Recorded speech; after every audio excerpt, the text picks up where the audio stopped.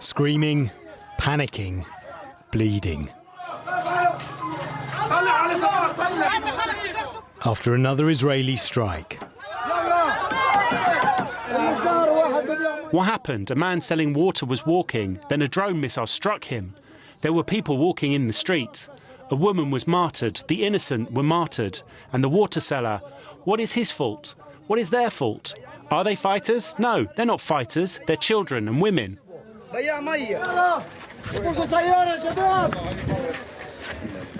The target isn't clear. Today, any human on Earth in Gaza, any human being is subject to being bombed. Any human being. Every day I take my son in the morning to sell drinks. This time I stopped selling drinks after what happened to the water seller.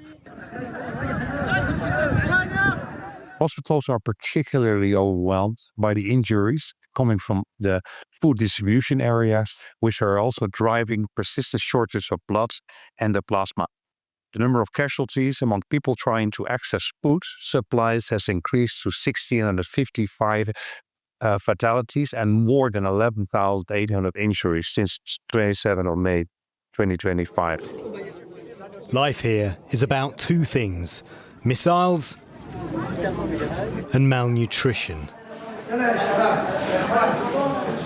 More than 140 Palestinians have died this year from hunger, according to the World Health Organization. Nearly 12,000 children under 5 years in Gaza were identified to be suffering from acute malnutrition in July, the highest monthly figure recorded to date, according to the Nutrition Cluster. And this includes 2,500 children, more than 2,500 children actually, who suffer from severe acute malnutrition, of which 40 were hospitalized at the so-called stabilization centers. The UN blames Israel for restricting aid, backed up by many of Israel's critics, but also many of its allies. But that doesn't include the US, who, along with Israel, blame Hamas for the starvation. And while the blame game continues, so does the mourning, completing the never-ending cycle of life and death in Gaza. Paul Hawkins, TRT World.